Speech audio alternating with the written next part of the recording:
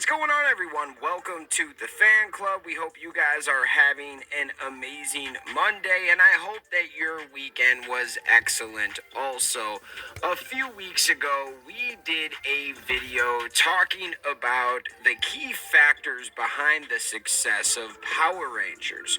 Well, today we wanted to talk about that success and ask the big question: why hasn't Power Rangers seen the success compared to those earlier years? This will be a video breaking down a little bit of everything. Now let's get into it. Power Rangers has never been able to reach the same level of popularity as Mighty Morphin Power Rangers due to various reasons. Firstly, Power Rangers was the first of its kind, introducing a unique concept of combining live action and Japanese footage. Along with some badass fight scenes, these factors contributed to its initial success. Additionally, the use of dinosaurs in the show captured the imagination of many young viewers. Between the fight scenes, the action, the kick-ass music, the monsters, the suits, this was just a perfect combination in the early 90s. However, the long-term health of the franchise was hindered by the practices enforced by Haim Saban, the show's creator. The mid-season hiatus that was often implemented disrupted the momentum of the show and affected its viewership. They enforced tropes such as the comedy duo Bulk and Skull, and the shallow female characterization became stale over time and hindered the evolution of the show. I loved Bulk and Skull, don't get me wrong. I thought they were really fun characters when they were new, but it seemed like forever they just couldn't get rid of those characters, and then when they finally did, they just gave us new characters like them. Sometimes the characters made sense, and then sometimes they were just there to do comedy, and that got played out real quick. I feel like Bulk and Skull can do that because that's who their characters are, but every year they had one or two characters that were created just to hit you with some fart jokes or something. Another reason for the decline in popularity may be attributed to the show's patronizing nature towards kids. The addition of fart humor and the avoidance of mature topics like death and love limited the appeal of the show. Furthermore, the failure of the franchise to evolve and cater to its growing fan base resulted in franchise fatigue. Changes in the television landscape also played a role in the decline of Power Rangers' popularity. After-school programming for children has diminished, and modern shows tend to be more preachy and toned down. Power Rangers, on the other hand, had a sense of authenticity and fun that appealed to viewers of all ages. When this originally came out, when you got home from school, there was only 4 or 5 kids' TV channels that you could watch. Fox Kids was on there, and Fox was one of those channels that you could get on the antenna back in the day, so you had like a free channel. You were guaranteed to get some Fox Kids. You would come home, you would watch it. It was awesome. It's completely different now, and back then, there was a bunch of shows that were on, but Power Rangers just seemed different than them all. Now, with the streaming services, there's all different kinds of shows for different types of people. And despite these challenges, the franchise has found a way to stay alive for over 30 years. Now, I want to take you over to a Reddit post. I read the first few lines and I'm like, yo, this is going to be good for the show and the channel. This guy by the name of Low Calligrapher 3, hope I didn't kill your name. So let's read it. I honestly think there was a great sense of franchise fatigue by the Turbo season, and also much of the fan base at that time were getting to older ages. As we were growing up in the late 90s, Power Rangers wasn't as cool, talking about to friends at school.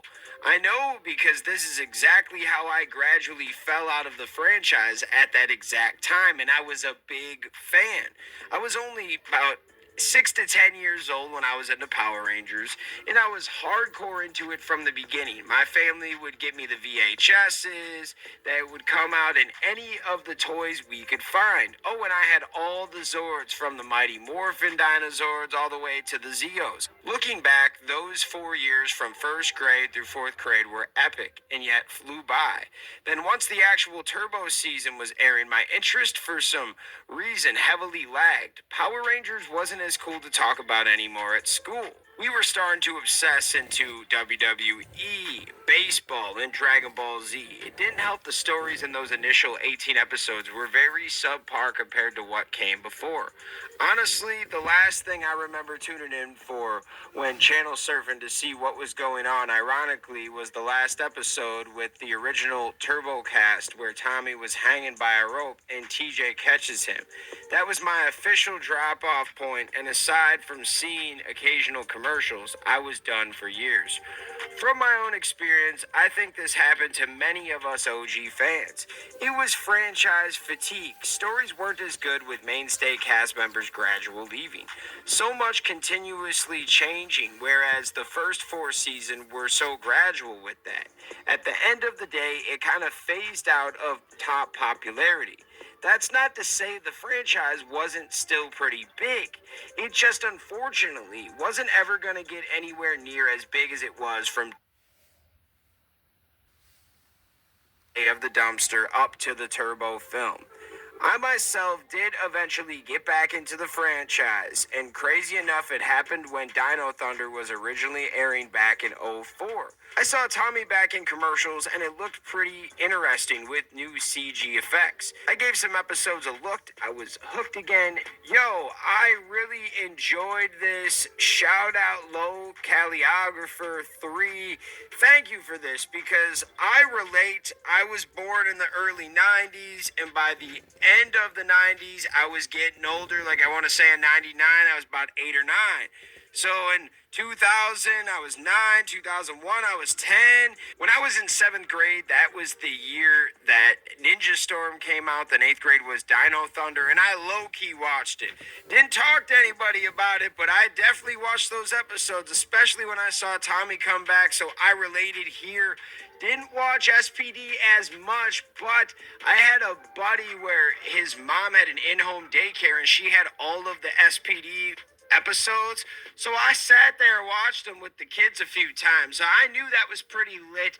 I think the year that I fully fell off was like after Mystic Force. I watched the first few episodes of Mystic Force and then just completely fell off. Once I got into high school, I think it was maybe '06, my sophomore year, nope, we were done. It was just one of those things where no one in high school was talking about it. I thought I was going to get made fun of. So I agree to the point that we all got older and they weren't doing anything technically that was new at the time that was bringing in new fans, right?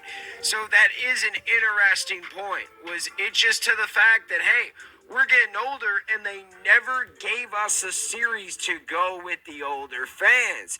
And here we are in 2023, about to be 24, with no adult series still. I know we got the 2017 movie and that's the closest thing we got, but that's about it, man.